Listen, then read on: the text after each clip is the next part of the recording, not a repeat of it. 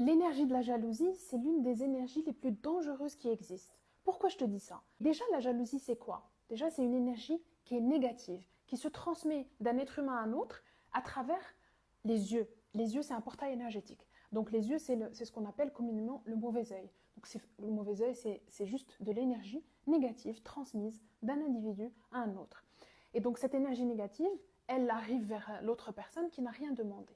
Le deuxième point qui est important à savoir avec l'énergie de la jalousie, c'est qu'en étant jaloux, c'est comme si on déclare en fait indirectement et inconsciemment qu'on n'est pas capable d'être la meilleure version de nous-mêmes, qu'on n'est pas capable de créer ou d'obtenir ces biens que l'autre a et nous on n'a pas.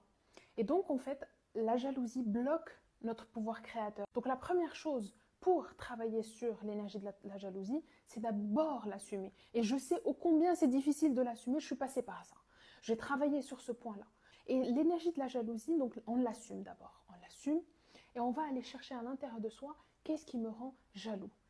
Et d'aller en fait utiliser l'autre personne comme source d'inspiration finalement. Donc on revient, avec cette énergie, on revient à soi pour pouvoir, parce que finalement c'est un portail énergétique cette faille, et il faut aller le fermer à travers un travail plus profond sur soi.